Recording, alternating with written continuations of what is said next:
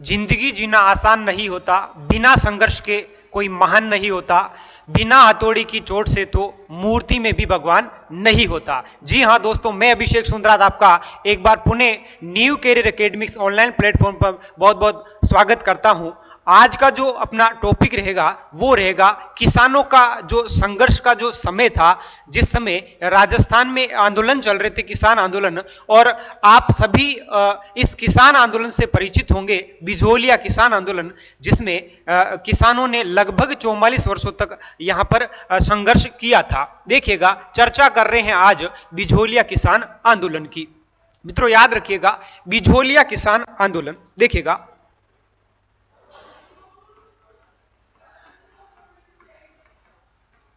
बिजोलिया किसान आंदोलन। सबसे पहले चर्चा करते हैं कि आखिर किसान आंदोलन हुए क्यों थे। किसान आंदोलन, मित्रों याद रखिएगा, जिस समय अंग्रेजी हुकूमत राजस्थान में यहां पर शासन करती है, उस समय राजस्थान में अंग्रेजों से पहले यहां पर जो भूमि की जो पद्धतियां थी वो परंपरागत भूमि पद्धतियां थी, और यहां के जो राजा थे उनको किसानों से कोई इतना हस्तक्षेप नहीं था। लेकिन जब से अंग्रेज यहां पर शासन करते हैं, उसके बाद राजपूत जो राजा थे वो बाहरी आक्रमण से बचते हैं, और यहां पर अंग्रेजी जो सरकार है वो राजपूत राजाओं को, अर्थात यहां के जो स्थानीय राजा थे उनको बाहरी राजाओं के आक्रमणों से बचाया था। उसके बदले राजपूत राजा जो थे वो कहीं ना कहीं यहां पर कर दिया करते थे, या फिर यूं कहें चुंगी दिया करते थे, जिससे अंग्रेजी सरकार चलती थी। लेकिन कुछ सालों बाद में यहां की जो भूमि थी वो दो टुकड़ों में बढ़ जाती है, एक थी जागीरी और एक थी खालसा भूमि। मित्रों बात करेंगे खालसा भूमि की। खालसा भूमि वह भूमि हुआ करती थी जिस पर सीधा सीधा नियंत्रण केंद्र सरकार का हुआ करता था। लेकिन छोटे स्तर की बात करें, गांवों के अंदर कुछ गांव मिलकर के वहां पर किसी एक जागीरदार को लगाया जाता था, और वो जागीरदार वहां के किसानों से कर वसूला करते थे। ठीक है, लेकिन आगे ये होता है कि किसान जो थे वो कर देते हैं, और कर देने से यहां पर किसान परेशान होते हैं। धीरे धीरे धीरे जो जागीरदार थे वो अंग्रेजों से सीधे संपर्क में आते हैं, और अंग्रेजी जो सरकार थी और अंग्रेज जब यहां रहते हैं, उसके बाद यहां के जागीरों में वहां की जो पाश्चात्य संस्कृति है उसका बदलाव भी यहां पर राजस्थान में देखने को मिलता है।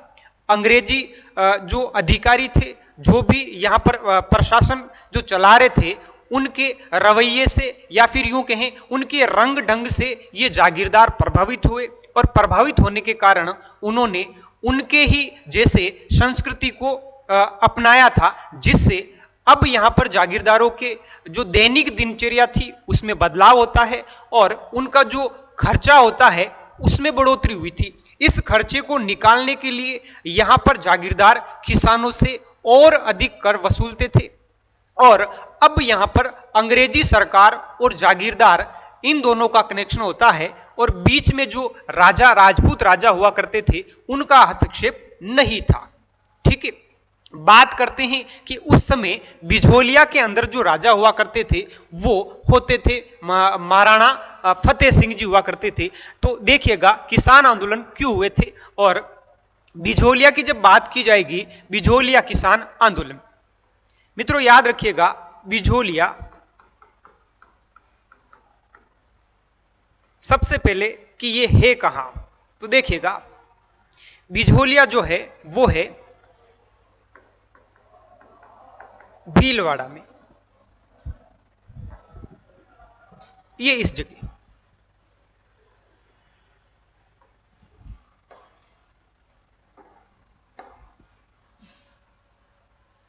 यहां है बिजोलिया।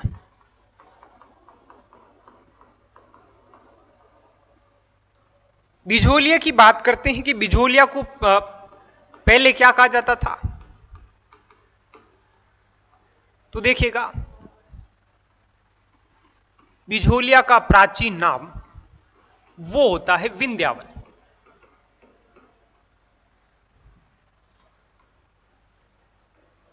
और ये जिस भौतिक प्रदेश के अंदर आता था उसका नाम था ऊपरमाल का पठार। याद रखिएगा, जिस समय बिझोलिया बसाया गया था,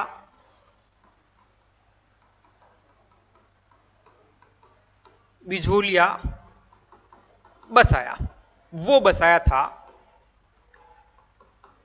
अशोक परमार ने। ये अशोक परमार कौन थे? तो देखिएगा, जिस समय राणा सांगा मेवाड़ के राजा होते हैं, मेवाड़ के राजा कौन होते हैं? राणा सांगा। वो राणा सांगा के शासनकाल में इनके समकालीन दिल्ली के जो शासक थे वो थे आपके बाबर। बाबर ने युद्ध किया था और राणा सांगा, और ये युद्ध करते हैं खानवा में, और उसका नाम था खानवा का युद्ध। खानवा के युद्ध के दौरान सांगा का सहयोग अशोक परमार ने दिया था। अशोक परमार से जब राणा सांगा खुश होते हैं तो अपनी ही मेवाड़ की जागीरी में से एक जागीरदारी, जिसे हम कह रहे हैं बिजोलिया, ऊपरमाल का पठार, किसे भेंट स्वरूप दिया था? अशोक परमार को भेंट स्वरूप दिया था। ठीक है।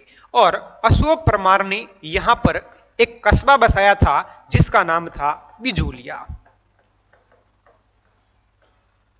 तो अगर पूछा जाए कि बिजोलिया किसने बसाया था, तो बिजोलिया बसाने वाले व्यक्ति कौन थे? अशोक परमार। और इन्होंने ये बिजोलिया जो है किस पठार पर बसाया था? वो था ऊपरमाल का पठार। बात करते हैं कि बिजोलिया के यहां पर जो किसान आंदोलन चलता है, बिजोलिया किसान आंदोलन कितने वर्षों तक चला था? बिजोलिया किसान आंदोलन,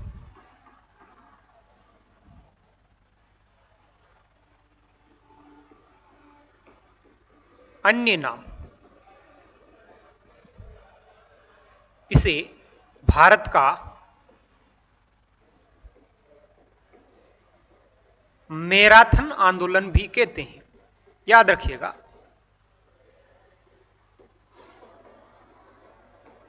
भारत का मैराथन आंदोलन भी कहते हैं।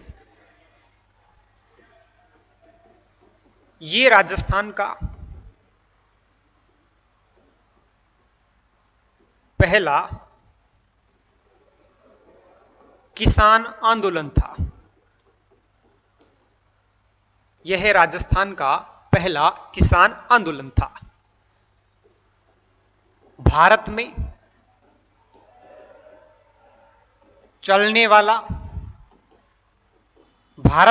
वाला सबसे लंबा किसान आंदोलन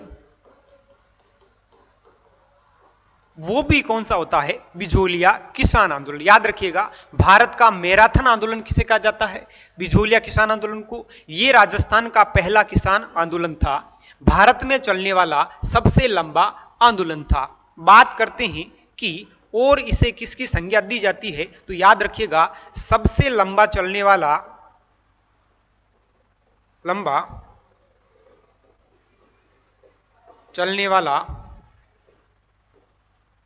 अहिंसात्मक आंदोलन था। अहिंसात्मक क्या था? आंदोलन था। फिर से देखिएगा, बिजोलिया किसान आंदोलन के इतने सारे नाम हैं। भारत का मैराथन आंदोलन भी कहते हैं। ये राजस्थान का पहला किसान आंदोलन था। और भारत में चलने वाला सबसे लंबा किसान आंदोलन भी कौन सा होता है? बिजोलिया किसान आंदोलन होता है। सबसे लंबा चलने वाला अहिंसात्मक आंदोलन कौन सा होता है? वो भी होता है आपका बिजोलिया किसान आंदोलन। बात करते हैं बिजोलिया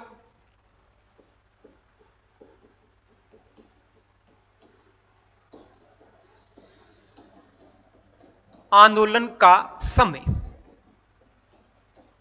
तो याद रखिएगा, बिजोलिया किसान आंदोलन जो है वो प्रारंभ होता है 1897 में। याद रखिएगा, कब प्रारंभ होता है? 1897 में। और ये आंदोलन समाप्त होता है 1941।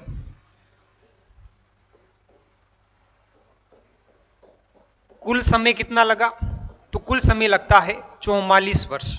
कितने वर्ष लगा था? 44 वर्ष। फिर से देखिएगा, कि प्रारंभ कब होता है 1897 में और समाप्त होता है 1941 में। कुल कितने वर्ष समय लगा था, तो वो लगा था आपका 44 वर्ष इसमें समय लगा था।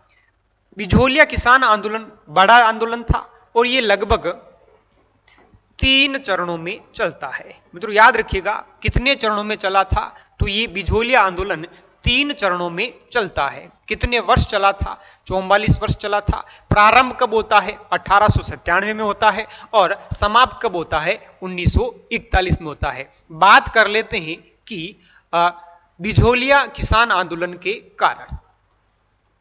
बिझोलिया किसान आंदोलन के मुख्य कारण देखिएगा, इसके कारण जो होते हैं मुख्य, वो 4 कारण होते हैं। पहला जो कारण था वो था 84 प्रकार के लाग बाग कर। फिर से देखिएगा कि बिझोलिया किसान आंदोलन के मुख्य कारण, उसमें से एक सबसे बड़ा कारण जो होता है वो होता है 84 प्रकार के लाग बाग कर। दूसरा है लाटा एवं कूटा कर। लाटा एवं कूटा कर, क्या होता था लाता और क्या होता था कूटा। तो देखिएगा, लाता का अर्थ होता है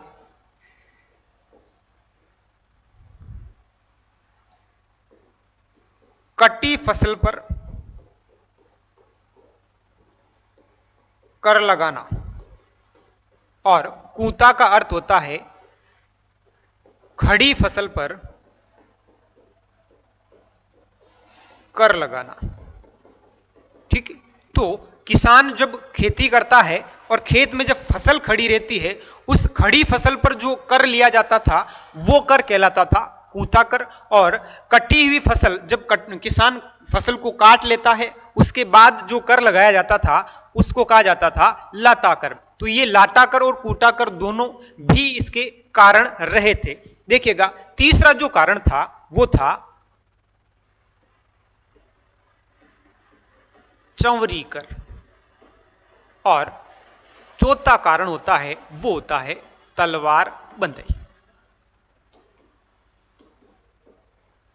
तलवार बंधई, तो याद रखिएगा 4 कारण हमने मुख्य देखे हैं। पहला जो कारण था वो था 84 प्रकार के लाग बाग कर और दूसरा जो कारण था लाता एवं कूटा प्रथा। ठीक, तीसरा कारण था कि तीसरा कारण क्या हो जाता है चंवरी कर लेना और चौथा कारण था तलवार बंधई कर। देखिएगा, बिझोलिया आंदोलन के 3 चरण। ये जो चरण चलते हैं,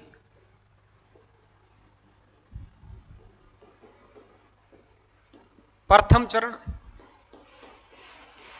चरण जो चला था वो चला था आपका 1897 से 1915 तक। फिर से देखिएगा, पहला चरण कब से कब तक चल रहा है 1897 से 1915 तक। दूसरा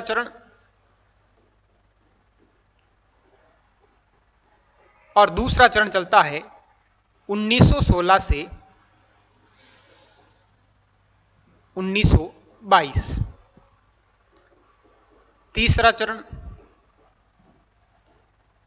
ये चलता है 1923 से 1941। याद रखिएगा कि बिझोलिया किसान आंदोलन सबसे लंबा चलने वाला किसान आंदोलन होता है और लगभग कितने वर्षों तक चला था 44 वर्षों तक चला था। कितने चरणों में चला था 3 चरणों में चला था।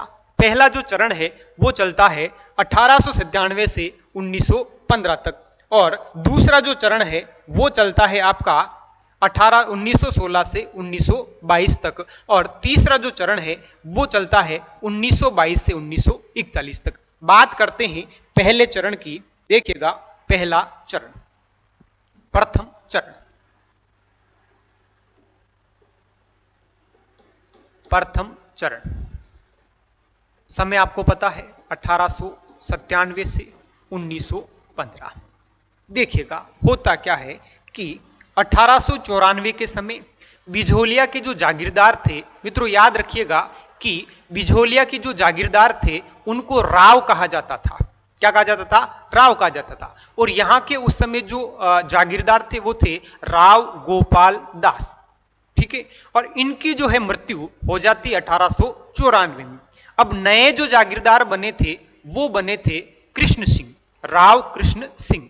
ठीक है, और राव कृष्ण सिंह जैसे ही नए जागीरदार बनते हैं और बिझोलिया के अंदर उस समय लगभग 84 प्रकार के इन्होंने टैक्स लगाए थे, जिससे किसान यहां पर क्या होते हैं? परेशान होते हैं। जैसे ही किसान परेशान हुए थे, मित्रों याद रखिएगा, पहले के समय में किसानों को एकत्रित होने के लिए या मिलने के लिए दो तीन ही फंक्शन हुआ करते थे। या तो वो मेले में मिला करते थे, या फिर किसी त्योहार पे मिलते थे, या फिर कहीं ना कहीं मृत्यु भोज पर किसान इकट्ठा हुआ करते थे।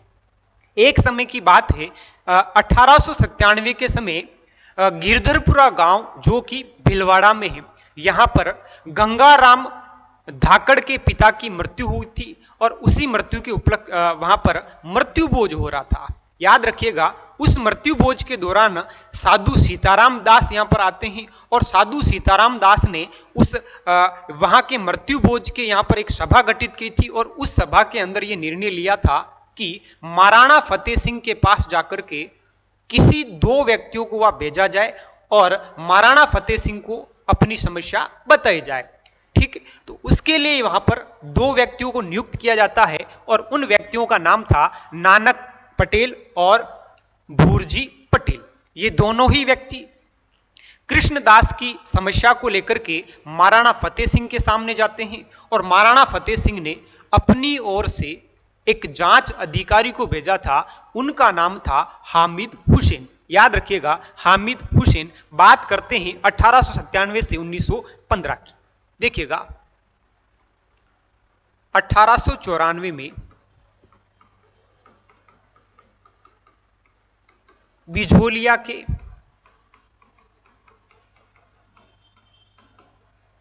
जागीरदार वो थे राव गोपाल दास। याद रखिएगा, कौन थे? राव गोपाल दास। ठीक है, और इनकी मृत्यु के बाद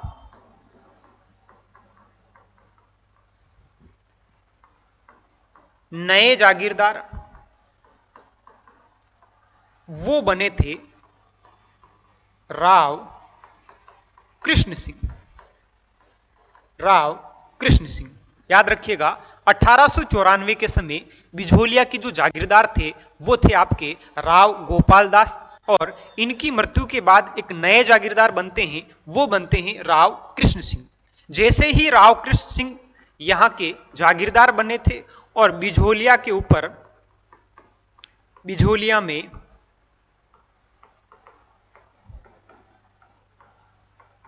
राव कृष्ण सिंह ने 84 प्रकार के लाग बाग कर लगाए थे। कोई एक प्रकार का टैक्स नहीं था, लगभग कितने प्रकार के टैक्स लगाए गए थे? 84 प्रकार के, जिससे किसान क्या होते हैं? परेशान होते हैं। ठीक है, किसान परेशान हुए और किसानों ने मिलकर के एक सभा गठित की थी, लेकिन ये सभा कहां चलेगी? बात करते हैं 1897 की, क्योंकि हमारा जो आंदोलन जो जिसकी शुरुआत जो हो रही है वो हो रही है 1897 में।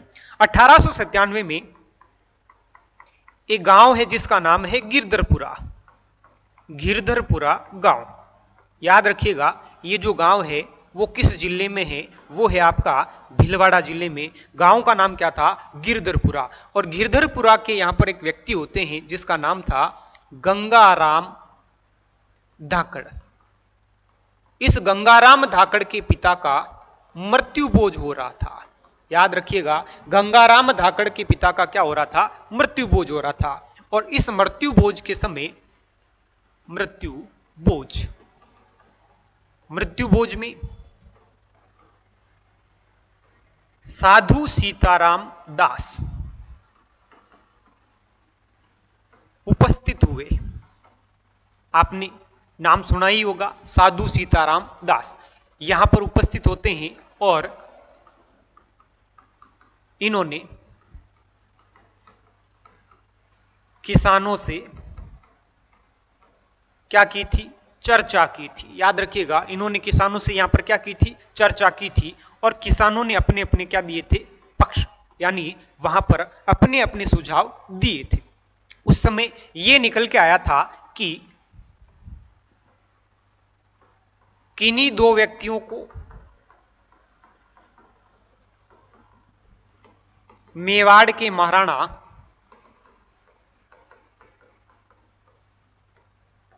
फतेह सिंह के पास भेजा जाए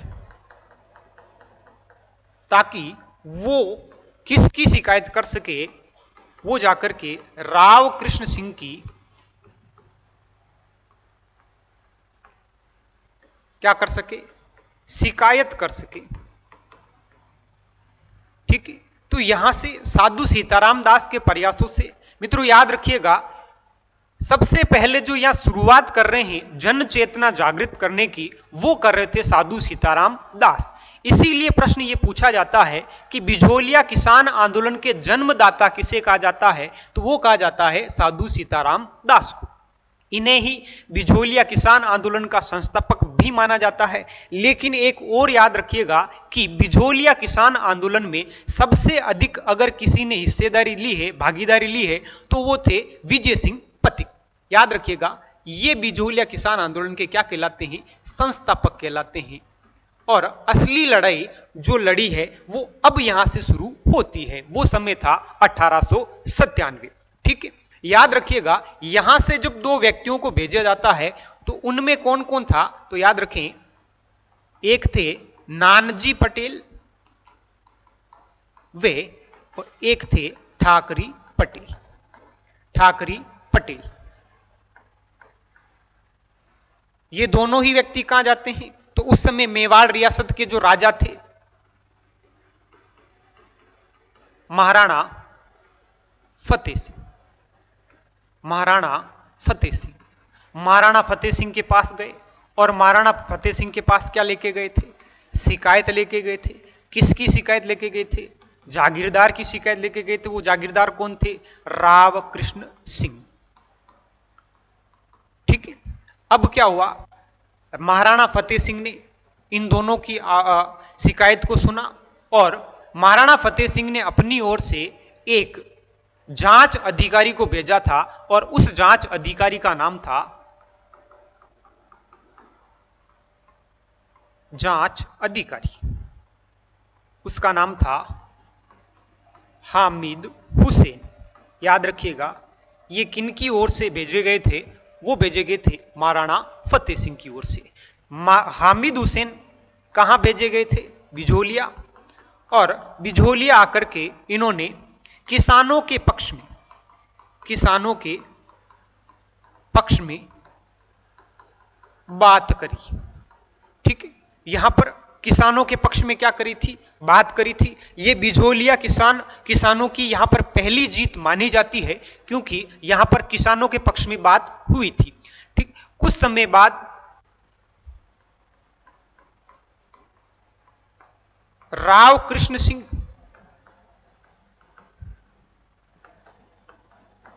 नानजी पटेल वे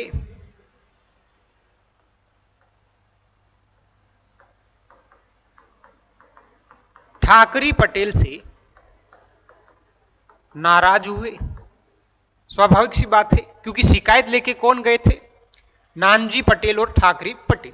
जब ये बात किसको पता चली, राव कृष्ण सिंह को पता चली, तो ये भी अपना प्रभाव दिखाएंगे। और ज्यादा से ज्यादा क्या प्रभाव दिखा सकते हैं कि नानजी पटेल और ठाकरी पटेल को बिझोलिया ठिकाने से इनको निष्कासित कर दिया था। याद रखिएगा, इन दोनों को बिझोलिया ठिकाने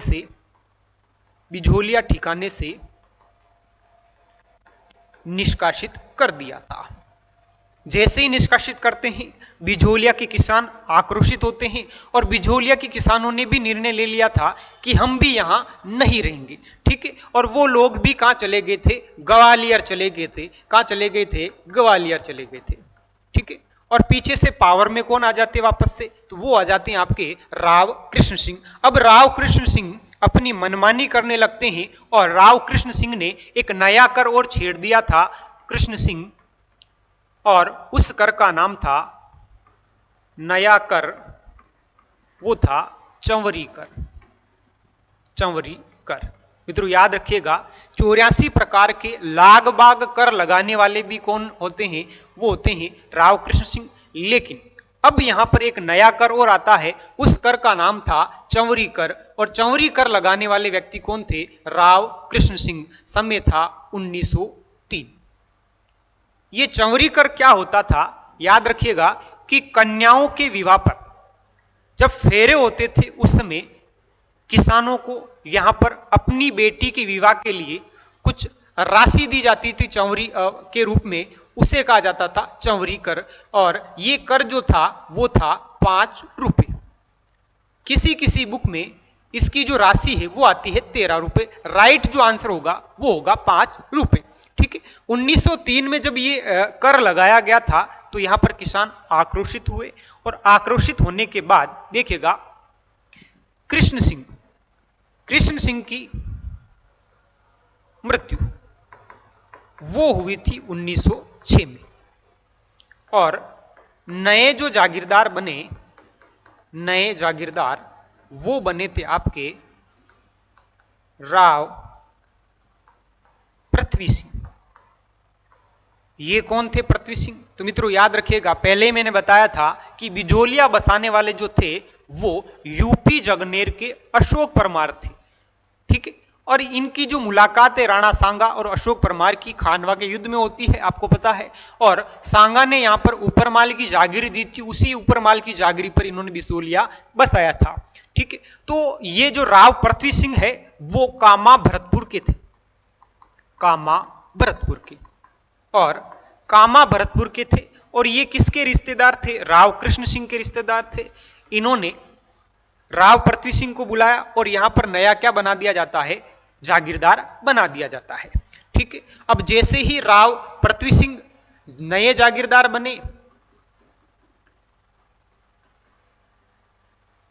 इन्होंने 1906 में एक नया कर लगाया था जिसका नाम था तलवार बंदाई कर।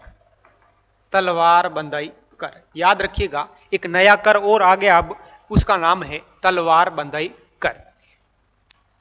क्या होता है तलवार बंदाई कर, तो देखिएगा उत्तराधिकारी कर था। ये कैसा कर था, उत्तराधिकारी कर। उत्तराधिकारी कर, जब भी कोई जागीरदार, नया जागीरदार जिसका राज्याभिषेक होगा, या फिर उसे जब भी जागीरदारी की सीट सौंपी जाएगी, तो उस समय जो भी खर्चा आएगा, या यूं कहें कि जो सभा होगी, सम्मेलन होगा, या जो भी प्रोग्राम होगा, उसका जो खर्चा आएगा, वो खर्चे की जो राशि होगी वो किसानों से ली जाएगी। याद रखिएगा किससे ली जाएगी, किसानों से। और उसे ही कहा जा रहा है तलवार बंदाई कर, जिसे और क्या कहा जा सकता है, उत्तराधिकारी कर। अब यहां पर क्या होता है कि किसान परेशान हुए, नया कर और आ गया तलवार बंदाई कर। तलवार बंदाई कर लगने से अब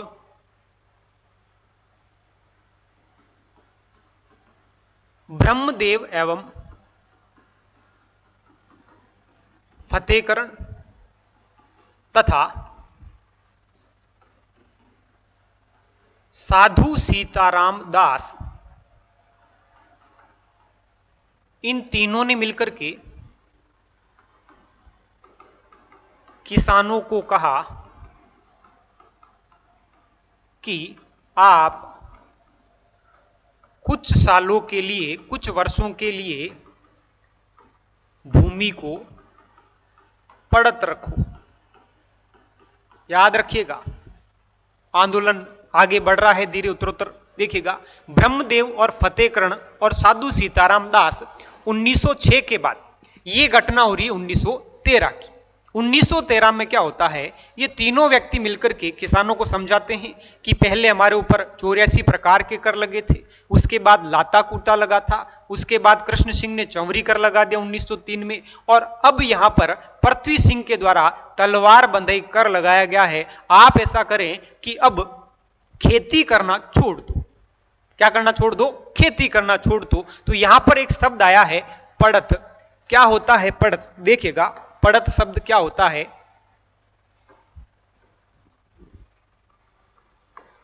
पड़त भूमि, मित्रों याद रखिएगा, वे भूमि जिस पर कुछ वर्षों के लिए खेती नहीं की जाती, या फिर यूं कहें कि कृषि करना छोड़ दिया जाता है केवल कुछ वर्षों के लिए, तो वो भूमि क्या कहलाती है, पड़त भूमि कहलाती है। एक शब्द और होता है खालसा भूमि। क्या होती है खालसा भूमि, तो देखिएगा, वे भूमि जिस पर सीधा केंद्र सरकार का नियंत्रण होता है। याद रखिएगा कि वह भूमि जिस पर सीधा केंद्र सरकार का क्या होता है, नियंत्रण होता है, वो भूमि क्या कहलाती है, खालसा भूमि कहलाती है। और वह भूमि जिस पर कुछ वर्षों के लिए कृषि नहीं की जाती है उसे कहा जाता है पड़त भूमि। मित्रों याद रखिएगा कि जब 1913 में भूमि को पड़त रखा गया, तब जागीरदार परेशान हुए, हो नहीं थे, क्योंकि अब यहां पर टैक्स मिलना क्या हो गया था, बंद हो गया था। अब यहां पर 1913 के बाद जागीरदार क्या होने लगे थे, परेशान होने लगे थे। मित्रों याद रखिएगा कि यहां पर ब्रह्मदेव और फतेहकरण और साधु सीताराम दास को यहां से भाग निकलना पड़ेगा, और साधु सीताराम दास जो जिस पोस्ट पर थे उस पोस्ट का नाम था पुस्तकालय अध्यक्ष। यहां पर यानी यूं कहें जागीरदार के द्वारा इस पोस्ट से क्या कर दिया था, निष्कासित कर दिया था। देखिएगा 1913 के बाद 1914-15 के आसपास यहां पर राव पृथ्वी सिंह की मृत्यु हुई थी। यहां से बहुत शानदार प्रश्न आता भी है कि राव पृथ्वी सिंह की जब मृत्यु होती है तो इनके पुत्र जिसका नाम था राव केसरी सिंह, और इस राव केसरी सिंह को नया जागीरदार बनाया नहीं था, केवल क्या था, बनाया जाना था। लेकिन राव केसरी सिंह अल्पवयस्क थे, यानी यूं कहें जागीरदार बनने के लायक नहीं थे। इसलिए अब ये खबर पहुंची थी महाराणा के पास, अर्थात मेवाड़ के राजा के पास। ये मामला पहुंच जाता है मेवाड़ के राजा के पास, क्योंकि अब यहां पर जागीरदारी क्या हो जाएगी, खत्म हो जाएगी, और वहां से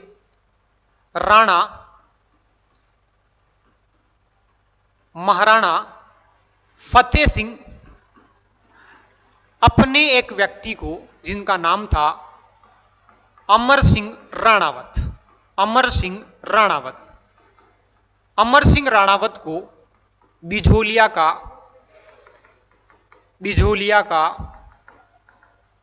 नया जागीरदार बनाया था। अब यहां पर बिझोलिया किसान आंदोलन एक नया मोड़ लेगा। मिलते हैं अगले वीडियो में, तब तक के लिए धन्यवाद।